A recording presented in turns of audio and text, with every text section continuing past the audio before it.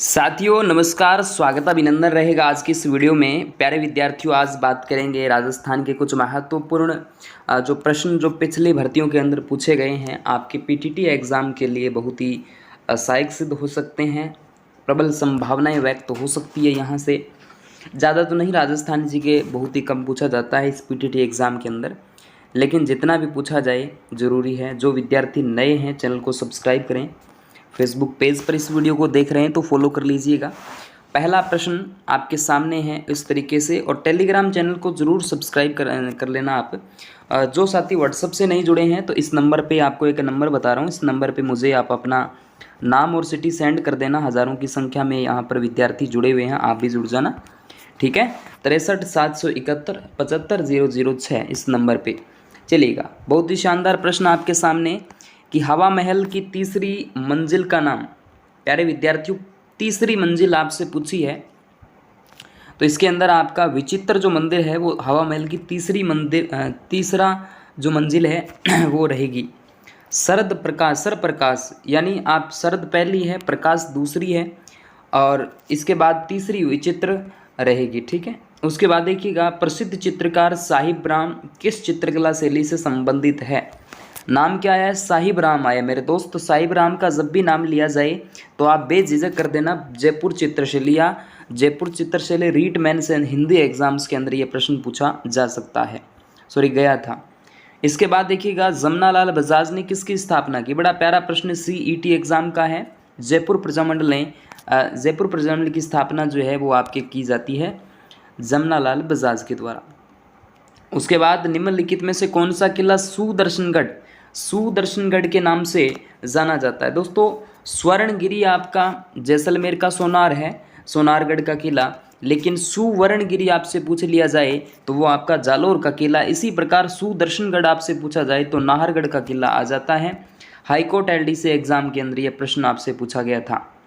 उसके बाद शिला देवी का मंदिर किस किले में अवस्थित है। शिला देवी का मंदिर आमेर किले के अंदर अवस्थित है। बड़ा प्यारा प्रश्न हो सकता है, ये भी सीईटी एग्जाम के अंदर पूछा था।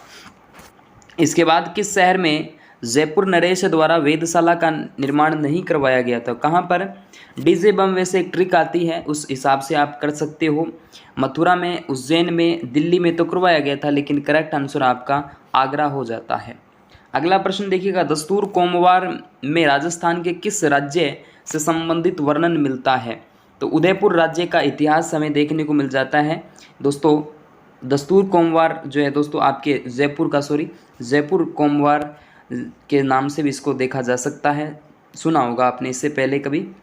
उसके बाद देखिएगा, जयपुर के किस शासक ने ब्रजनिधि के उपनाम से कविताओं की रचना की थी। ब्रजनिधि के नाम से जो कविताएं लिखी थी स्वाई प्रताप सिंह का नाम लिया जाता है।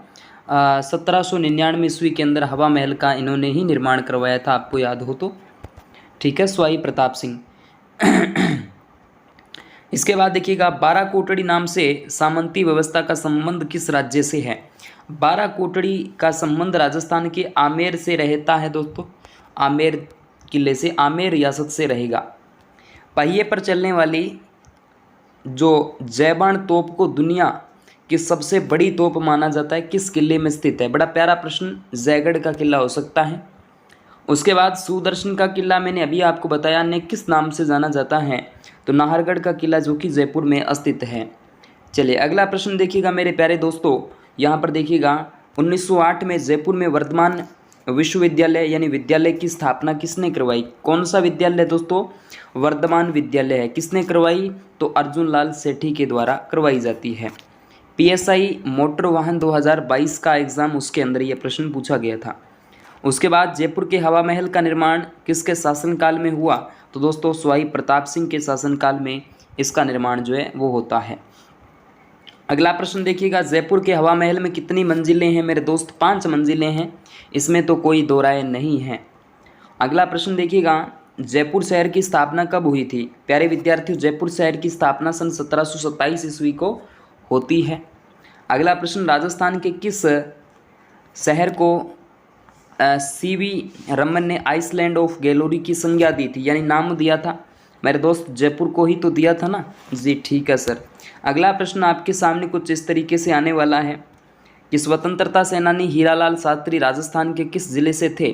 तो स्वतंत्रता सेनानी हीरालाल शास्त्री का संबंध राजस्थान के जयपुर जिले से ही आ जाता है। ठीक है, चलिए अगला प्रश्न देखिएगा। बात करते हैं प्रसिद्ध स्वतंत्रता सेनानी रत्न देवी जो है संबंधित है किससे? जयपुर याद से आ जाती है। अगला प्रश्न यहाँ पर आपके सामने कुछ इस तरीके से आया है, लैब असिस्टेंट का ये वही प्रश्न है, रिपीट हो गया, कोई बात नहीं।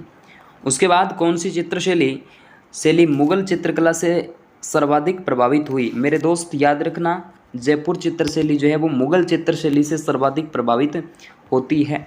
उसके बाद जयपुर चित्रकला शैली का स्वर्णिम काल जो है, स्वर्ण काल किस शासक के काल को माना जाता है? तो प्रताप सिंह के शासनकाल को माना जा सकता है। उसके बाद राजस्थान में ब्लू पोट्री का प्रमुख केंद्र कौन सा है? तो दोस्तों जयपुर रहेगा ब्लू पोट्री के लिए। तो ठीक है, इसके बाद देखिएगा अगला प्रश्न। चलिए, राजस्थान के निम्नलिखित में से किस नगर में सांगानेरी गेट स्थित है? मेरे प्यारे दोस्त सांगानेरी गेट तो आप जानते हो अच्छे से, कहाँ पर है? तो जयपुर में है। कहाँ पर है? जयपुर में है। ओके, ठीक है।